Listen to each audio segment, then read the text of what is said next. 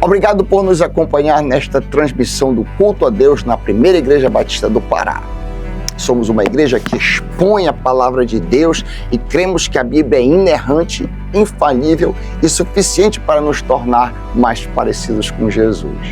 Queremos te encorajar a estar conosco em nossos cultos presenciais aos domingos, às quartas e aos sábados. Assim, poderemos celebrar juntos o Deus vivo e aprendermos mais as verdades de sua palavra. Se você tomou alguma decisão, entre em contato conosco através do nosso site e das redes sociais. Queremos orar por você e ajudá-lo na sua caminhada com Cristo. Que Deus te abençoe copiosamente em nome de Jesus. Amém. Boa noite, meus irmãos. A graça e a paz de Cristo esteja com todos nós. Amém? Meus irmãos, é uma grande alegria estar aqui com os irmãos.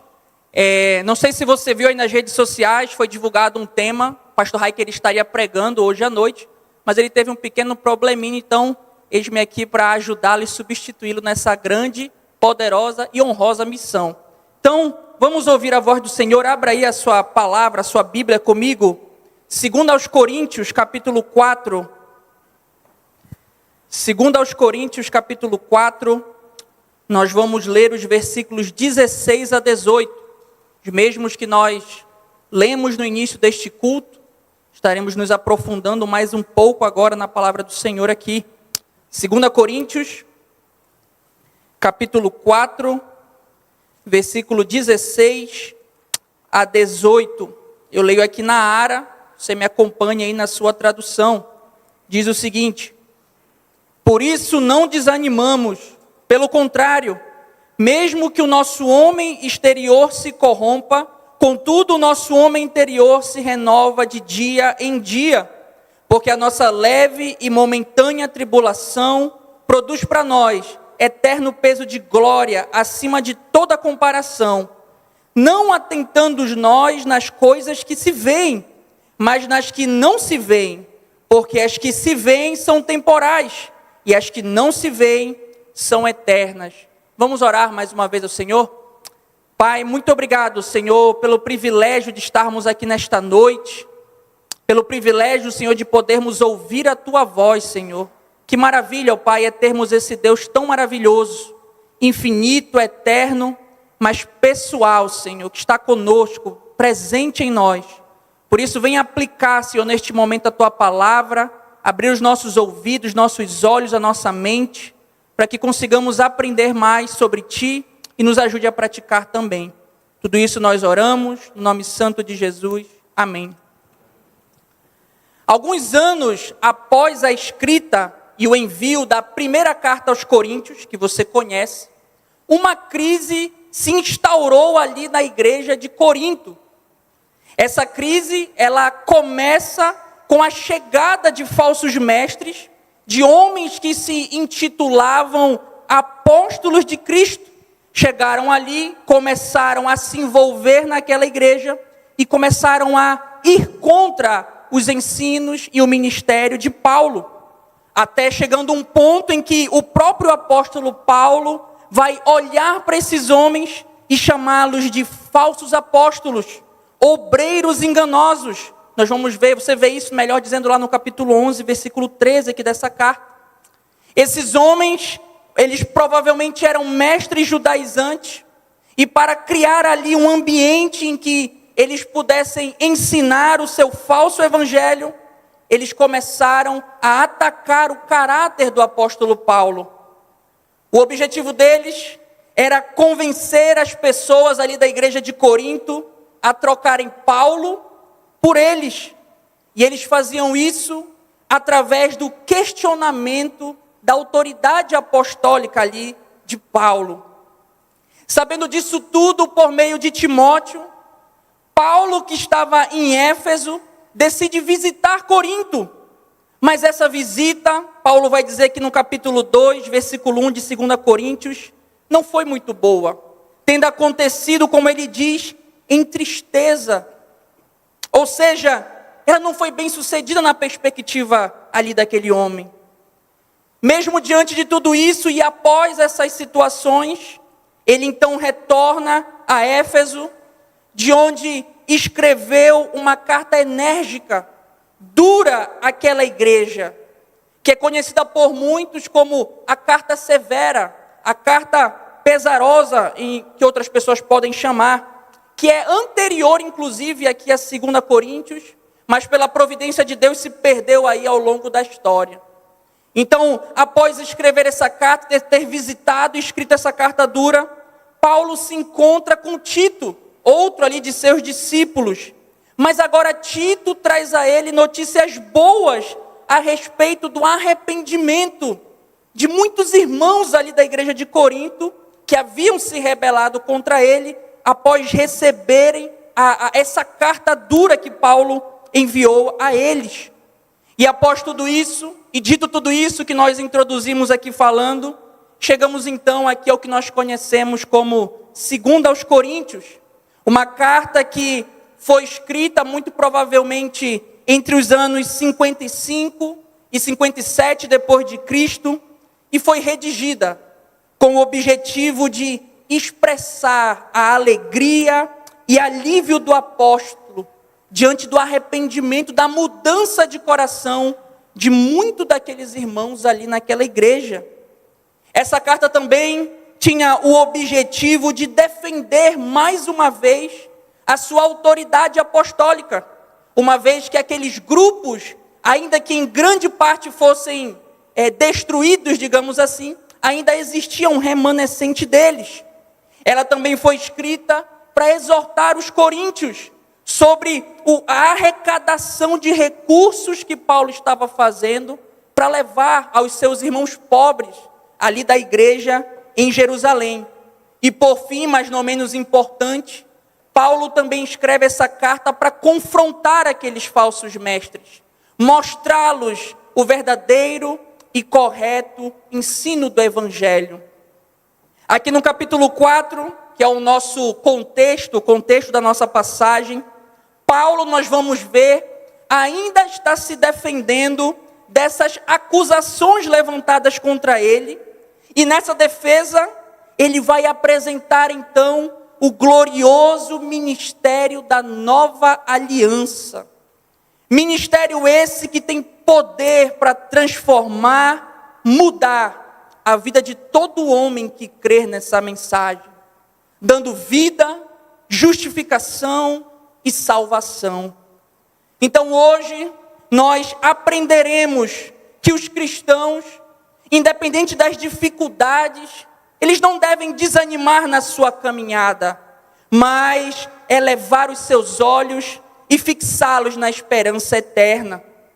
Eles devem ter a convicção de que, embora as aflições, as dificuldades afetem o nosso corpo físico, o nosso espírito se renova dia a dia. E para tal, então, Paulo vai apresentar aqui para nós 3 contrastes que tem como objetivo fortalecer a nossa fé e nos dar força, melhor dizendo, em nossa caminhada cristã. Então nós vamos ver hoje esses 3 contrastes que Paulo apresenta para nós. E o primeiro desses contrastes está lá no versículo 16. Convido você a ler comigo novamente. Corpo fraco, espírito forte. É o que Paulo vai falar aqui. Vamos ler novamente o versículo 16. Por isso, não desanimamos, pelo contrário, mesmo que o nosso homem exterior se corrompa, contudo, o nosso homem interior se renova de dia em dia.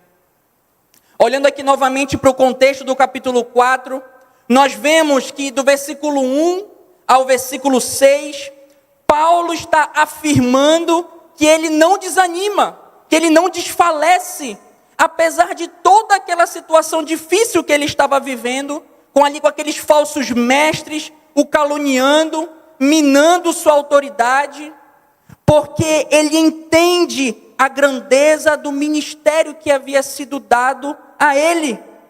Esse ministério nada mais é do que o chamado a pregar o evangelho da nova aliança de Jesus Cristo. E por causa dessa preciosidade, Paulo diz aqui que ele busca cumprir o seu dever com fidelidade ao Senhor. Do versículo 7, então, ao versículo 15, Paulo, continuando aqui na sua defesa, ele mostra a fragilidade, a pequenez humana, ao nos comparar a vasos de barro, contrastando com o tesouro maravilhoso que aqueles que são chamados por Cristo recebem, a saber, a mensagem do Evangelho, o poder da fé para crer nesse Evangelho. E que Deus, ele vai dizer aqui, determina que seja assim, justamente para que todos vejam que a salvação e a transformação de vidas humanas não é resultante do poder de Paulo ou de qualquer outro homem, mas é uma obra exclusiva e soberana de Deus. Nesse trecho também, do versículo 7 a 15, Paulo também mostra que as adversidades não o incapacitaram, mas pelo contrário, o fortaleceram.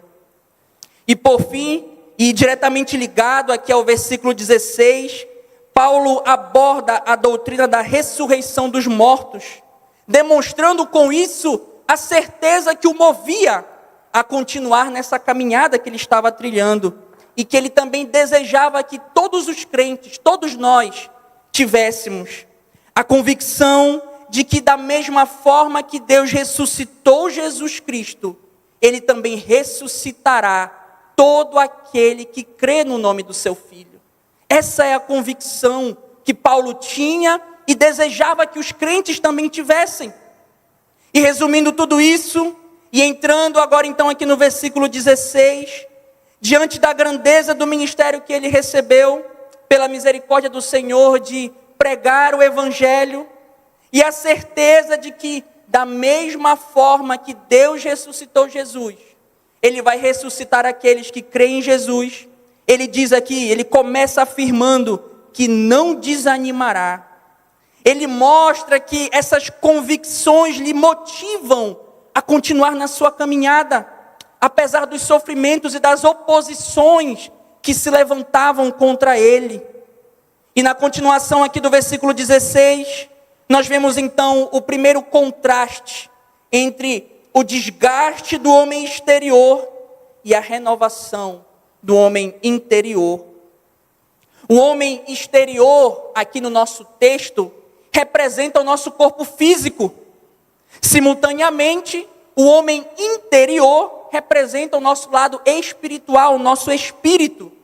E a ideia que Paulo quer passar aos seus leitores é que, ao passarem pelo sofrimento, o corpo físico pode ficar cansado, doente, envelhecido, mas o espírito amadurece, fica mais forte, renovado. O corpo enfraquece, Paulo está dizendo, mas o espírito se renova. Algo interessante de nós notarmos aqui nesse primeiro versículo é que os dois verbos que Paulo vai usar aqui no texto, corromper e renovar, indicam um processo contínuo. Ou seja, tanto o processo de corrupção externa, quanto o crescimento e amadurecimento cristão estão ocorrendo constantemente na vida de qualquer pessoa, seja de um crente, melhor dizendo no sentido espiritual, mas de qualquer pessoa no sentido natural do seu corpo físico. Portanto, meus irmãos, o que Paulo está querendo ensinar aqui para nós é que a tendência natural humana é que por causa do pecado, constantemente, o nosso corpo físico está se desgastando, envelhecendo, caminhando em direção à morte.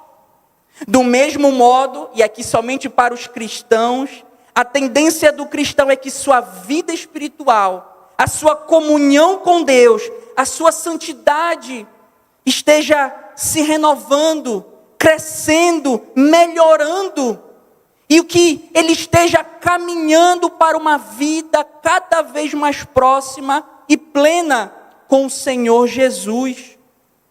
O profeta Isaías vai falar algo muito similar ao que Paulo está ensinando aqui, quando ele fala sobre o caráter do Senhor e como Deus atua renovando as forças do seu povo. Abra lá comigo Isaías capítulo 40, É um texto bastante conhecido, Isaías capítulo 40, versículos 28 a 31. Isaías capítulo 40, versículo 28 a 31. O profeta ensina algo muito parecido aqui com o que Paulo está falando. Ao falar de Deus, o profeta Isaías diz, versículo 28, será que você não sabe? Nunca ouviu falar? O Senhor é o Deus eterno, o Criador de toda a terra. Ele não se cansa nem fica exausto. Sua sabedoria é insondável. Ele fortalece o cansado e dá grande vigor ao que está sem força. Até os jovens se cansam e ficam exaustos, e os moços tropeçam e caem. Mas aqueles que esperam no Senhor renovam as suas forças, voam alto como águias, correm e não ficam exaustos, andam e não se cansam. Entretanto, meus irmãos, vale a pena lembrar que esse crescimento aqui espiritual não é algo passivo na vida do crente, mas ele requer um esforço diário, um esforço constante. Paulo também, quando vai falar sobre essa nossa necessidade por um renovo, por um crescimento constante, ele diz o seguinte, em Romanos capítulo 12, versículo 2, e não vos conformeis com este século, mas ele diz, transformai-vos pela renovação da vossa mente, para que experimenteis qual seja a boa, agradável e perfeita vontade de Deus. Aqui em Romanos 12, Paulo está mostrando à igreja em Roma que a transformação que eles precisavam experimentar é, ao mesmo tempo, uma ação do Espírito Santo sobre eles, mas também uma busca perseverante por essa obra, por essa renovação. Ou seja, por mais que o crescimento espiritual seja resultado da ação de Deus, ainda assim, é responsabilidade do homem, é minha, é sua responsabilidade, buscar, desejar esse crescimento. Aplicando a nossa vida, nós podemos aprender que a Escritura pressupõe que o cristão vive uma vida de crescimento espiritual, ativo e contínuo. Do mesmo modo que uma pessoa envelhece ao longo do tempo, passando de uma criança a um idoso, Deus espera, Deus comanda inclusive, que a nossa vida espiritual amadureça, conforme o tempo passa também. É da vontade de Deus que aquele pecado que hoje tanto me tenta, não tenha a mesma influência no futuro. Que eu crie resistência a esses pecados, a essas tentações.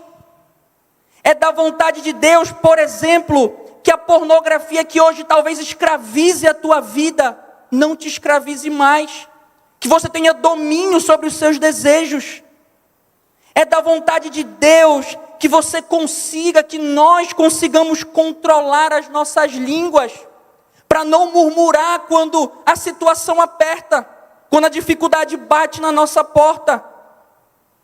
É da vontade de Deus que você, que eu, que nós usemos a nossa liberdade de maneira correta, sem levar o nosso irmão ao escândalo.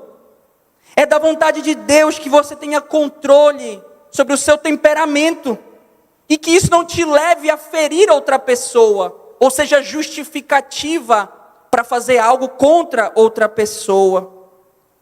É da vontade de Deus que você o conheça cada vez mais. E para isso é preciso ler, meditar constantemente na sua palavra. Lembre, é uma ação de Deus, mas a responsabilidade ainda está sobre nós também. Crescimento espiritual, meus irmãos, não é sobre nunca pecar, porque isso é impossível até que nós recebamos nosso corpo glorificado. É apesar de você pecar, se arrepender e querer melhorar na sua vida.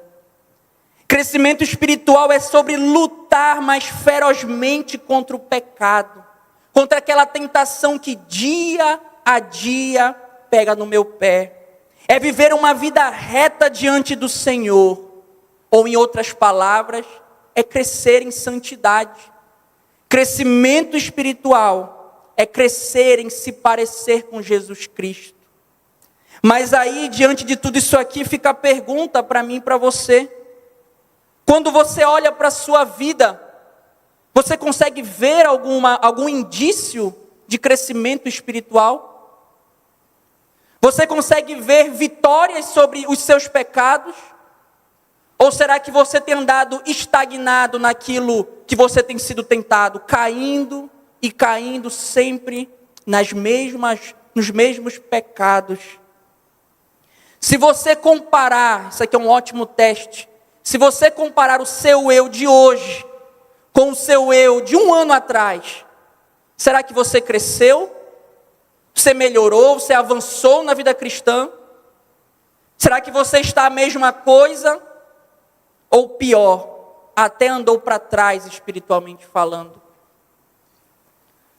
Assim como Paulo entendeu que apesar do seu corpo físico estar envelhecendo, se desgastando, aquelas aflições e a sua busca por comunhão com Deus estava amadurecendo cada vez mais o seu espírito, o tornando mais santo, mais parecido com Jesus.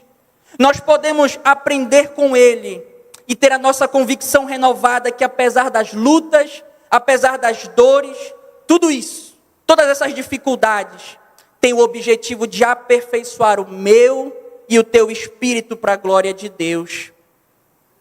O segundo contraste que nós encontramos aí no nosso texto, está no versículo 17. Presente doloroso, futuro glorioso. Vamos ler novamente somente o versículo 17. Porque a nossa leve e momentânea tribulação produz para nós eterno peso de glória, acima de toda comparação. Na continuação do texto, então, Paulo agora vai abordar o contraste entre a tribulação terrena e a glória que é reservada para os crentes em Cristo Jesus.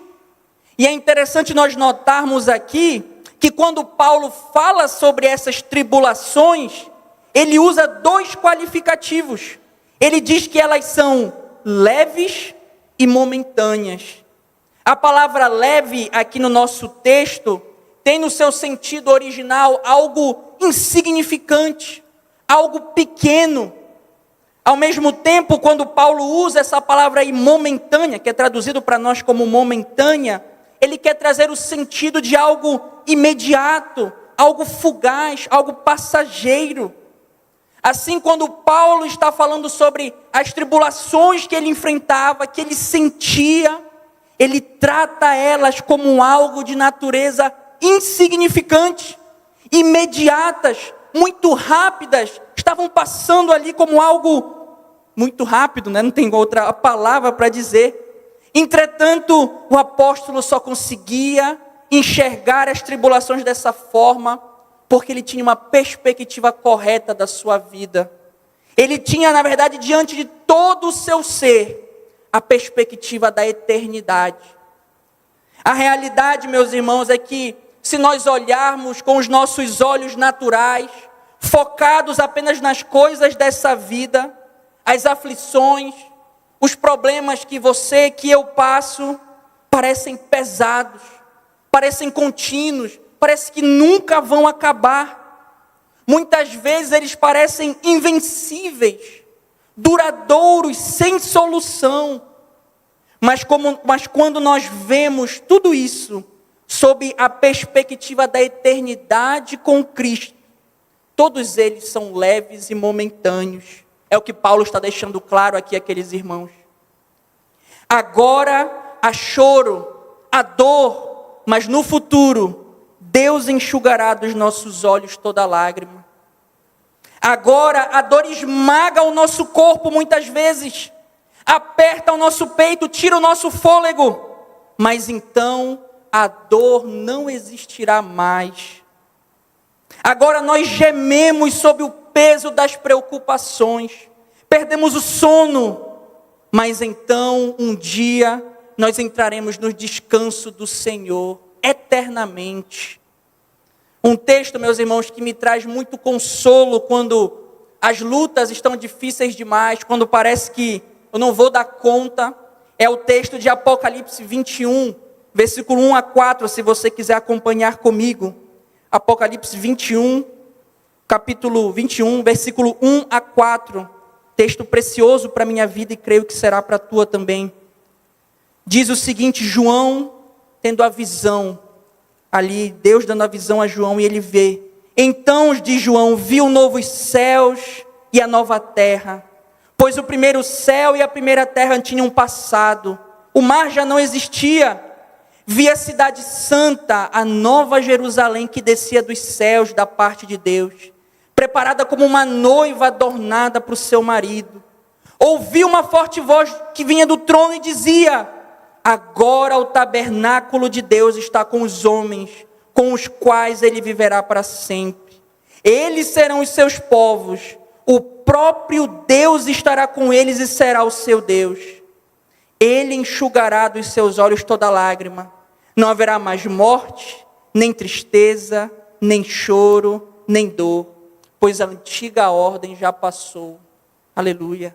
Contrastando a tribulação terrena com a glória futura, nós podemos perceber, meus irmãos, que essa glória supera em muito o sofrimento. Tanto em intensidade, nota aí o que Paulo diz, que a tribulação é leve, mas ele diz que a glória é pesada, um peso de glória, quanto também em duração. Paulo diz que a tribulação é momentânea, mas a glória é eterna. A NTLH, quando ela traduz esse texto aqui, ela já deixa essa ideia muito clara. Ela diz o seguinte: e essa pequena e passageira aflição que sofremos vai nos trazer uma glória enorme e eterna, muito maior do que o sofrimento. Certamente as tribulações que Paulo enfrentou não foram leves e nem momentâneas, humanamente falando.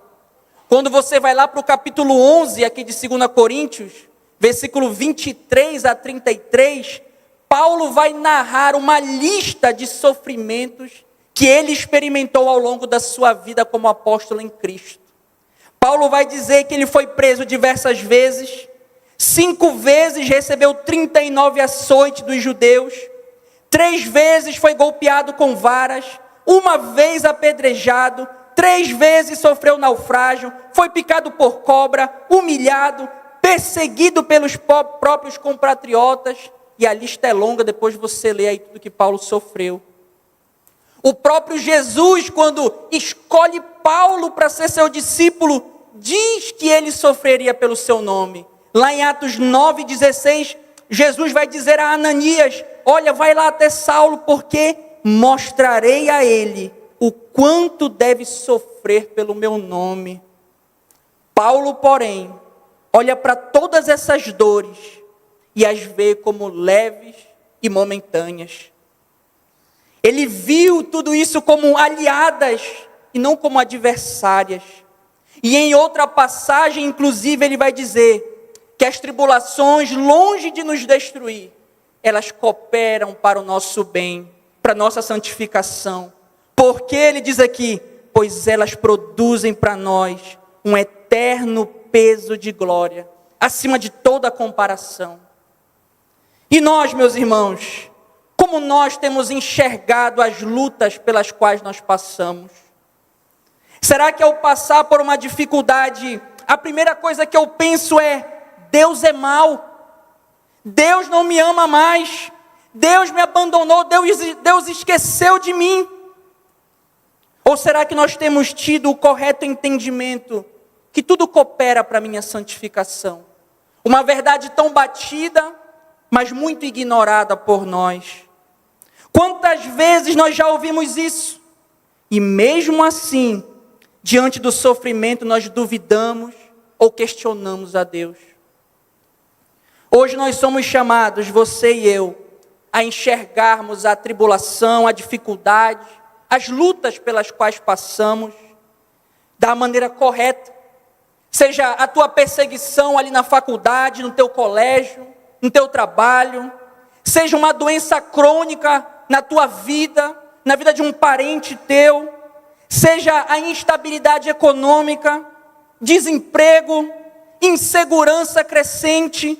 Diante de tudo isso, apesar de qualquer tribulação, quando comparada à eternidade, tudo isso é leve e momentâneo, leve e passageiro.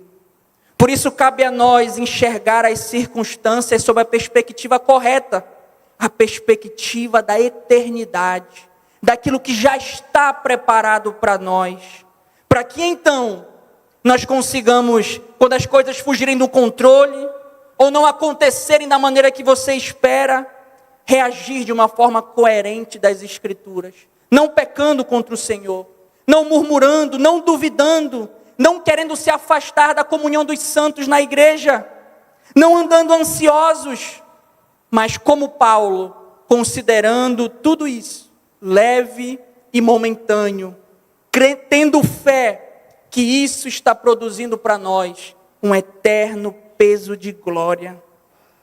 Terceiro e último contraste que nós vemos aqui em nosso texto, está lá no versículo 18. Paulo vai falar, vai contrastar, melhor dizendo, as coisas visíveis temporais com as coisas invisíveis e eternas. Diz assim o versículo 18: não atentando nós nas coisas que se veem, mas nas que não se veem, porque as que se veem são temporais, e as que não se veem são eternas.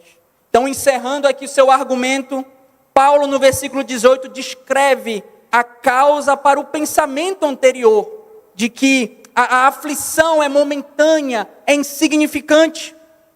A palavra que é traduzida aqui na Ara como atentando, não sei como está na sua tradução, tem a ideia de olhar fixamente para algo, de voltar os nossos próprios interesses ou expectativas na direção de alguma coisa.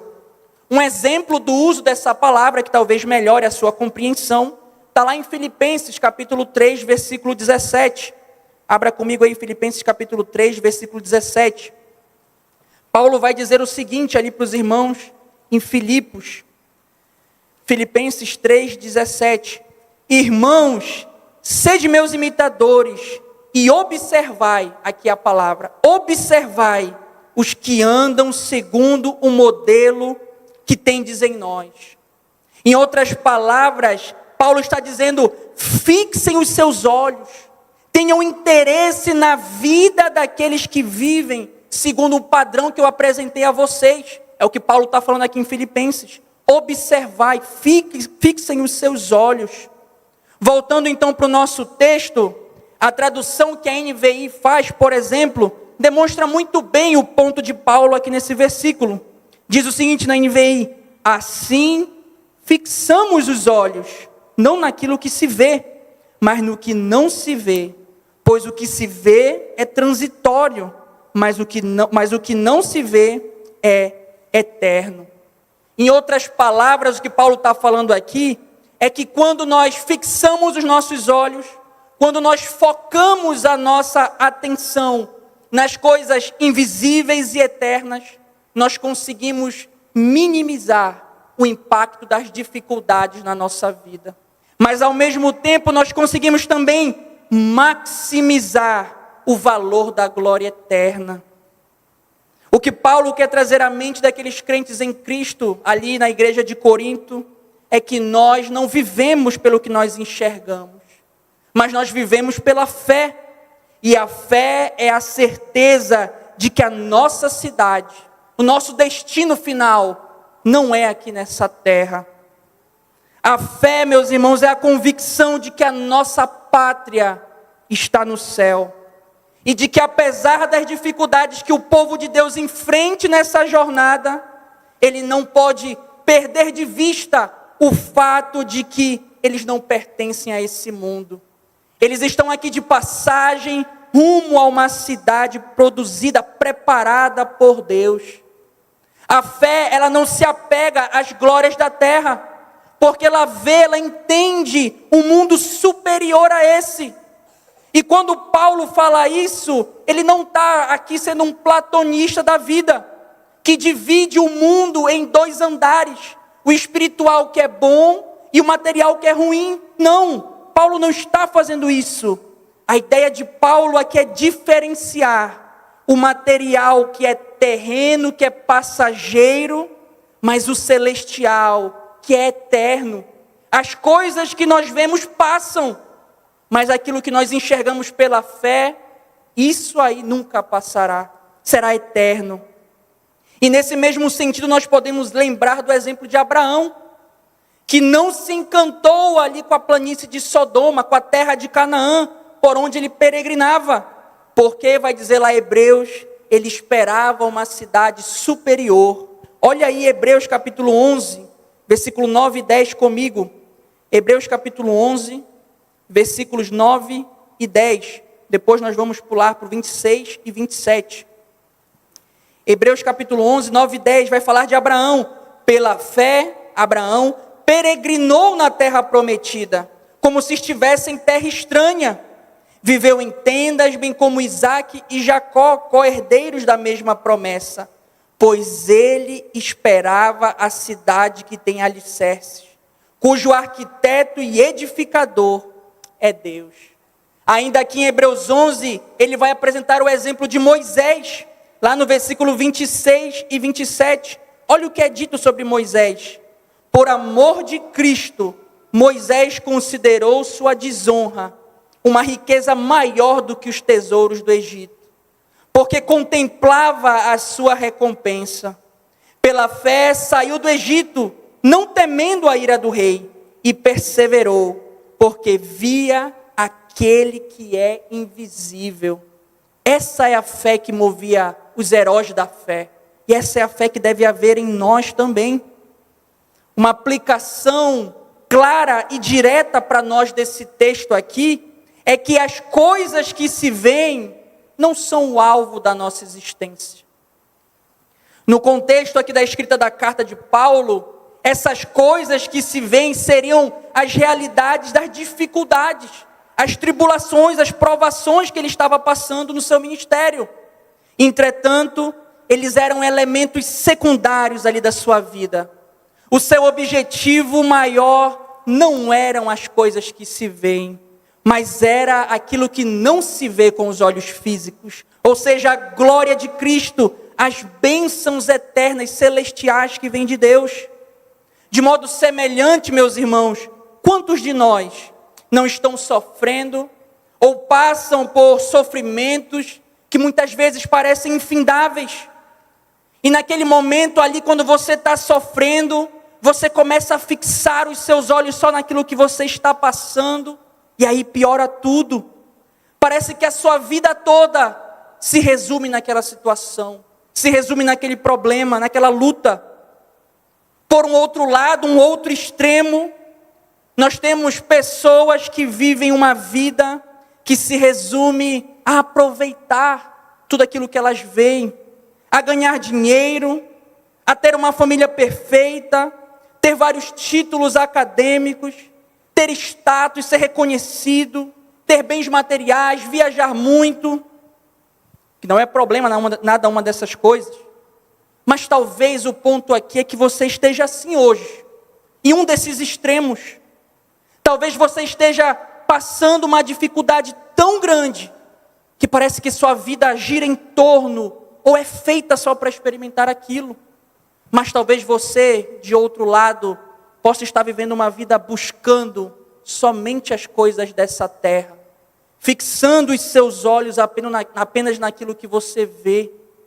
Seja um ou outro, a Escritura nos ensina aqui hoje a fixar os nossos olhos na eternidade. Tudo deste mundo, tanto o sofrimento quanto as coisas boas, Paulo está dizendo aqui, são passageiros. Eles vêm sobre nós, nós experimentamos, nós nos entristecemos, nós nos alegramos, mas eles logo passam. O alvo da tua vida, meu irmão, preste atenção, não é viver sofrendo, e muito menos viver aproveitando o que o mundo tem para dar. O objetivo da vida de todo ser humano, sem exceção, o objetivo último pelo qual nós fomos criados, é glorificar a Deus e nos alegrarmos nele eternamente. Ou como Paulo já ensinou em outro momento, lá em 1 Coríntios 10, 31, assim quer vocês comam, quer vocês bebam, ou façam qualquer outra coisa, façam tudo para a glória de Deus. Outra aplicação aqui desse texto para nós é que só há uma perspectiva correta para o ser humano. E essa perspectiva é a perspectiva da eternidade. Toda a nossa vida deve ser vivida com ela diante de nós. A mentira que não é moderna, mas continua se repetindo, é que o homem pode viver a sua vida da maneira como ele quer. E no final tudo vai dar certo. Isso é o retrato, meus irmãos, de uma vida onde os olhos estão fixos, não nas coisas que não se veem, mas nas coisas criadas, naquilo que é visível. Porém, a palavra de Deus nos chama a viver priorizando as coisas que não são dessa terra. Jesus mesmo diz: busquem em primeiro lugar o reino de Deus e a sua justiça, e todas essas coisas lhes serão acrescentadas. Mateus 6,33. E a pergunta que não pode deixar de ser feita é: e você? Como tem agido diante de tudo isso? A sua vida tem sido focada naquilo que é corruptível, passageiro? Ou você, pela misericórdia do Senhor, tem vivido uma vida em que o reino de Deus é primeiro lugar em sua vida? Sobre qual perspectiva você tem enxergado o seu caminho nessa terra? Quais são os teus objetivos de vida? São objetivos que terminam aqui ou que continuam na eternidade? Qual perspectiva tem tomado conta da tua mente? A perspectiva terrena, passageira, ou a perspectiva eterna, celestial? Diante das provações visíveis e temporais, melhor dizendo, Paulo depositou a sua esperança naquilo que é invisível e eterno. Eu vou repetir porque isso aqui é importante. Diante das provações visíveis e temporais, Paulo depositou a sua esperança naquilo que é invisível e eterno. E por causa disso, ele conseguiu suportar todas as suas tribulações que vinham sobre ele. Que Deus tenha misericórdia de nós e nos ajude a fazer o mesmo. Porque as provações não mudam, elas continuarão vindo. Mas o modo como eu irei reagir a cada uma delas depende de onde os meus olhos estão fixos. Já caminhando para a conclusão, nós podemos afirmar que, independente das dificuldades, nós não devemos desanimar na nossa caminhada. Ao contrário, nós precisamos ter convicção que, embora as aflições afetem o nosso corpo físico, o nosso espírito se renova dia a dia. Embora as tribulações sejam muitas, todas elas são leves, passageiras e produzem para nós um eterno peso de glória. Embora as coisas visíveis e temporais sejam difíceis, desesperadoras ou talvez muito atraentes, boas, nós devemos fixar os nossos olhos na esperança invisível e eterna que está em Cristo Jesus. Que esse seja o nosso desafio nessa nova semana e para o resto de nossos dias aqui na terra. Fixar cada vez mais os nossos olhos no autor e consumador da nossa fé. Em nome dele, amém. Vamos orar mais uma vez? Senhor, muito obrigado, ó Pai, pela tua palavra. Obrigado, Senhor, porque ela é lâmpada para os nossos pés e luz para os nossos caminhos. Aplica, Senhor, a tua verdade em nossos corações. Tira os nossos olhos, Senhor, das coisas dessa terra e fixa, Senhor, em Ti, ó Pai. Nos ajude a viver a nossa caminhada terrena, não como qualquer um, mas como Abraão, como Moisés, Isaac e Jacó, que esperavam em Ti, Senhor, as promessas eternas. Fica conosco, nos dá força nessa nova semana para praticarmos isso que ouvimos. É o que nós oramos e Te pedimos desde já, em nome de Jesus. Amém.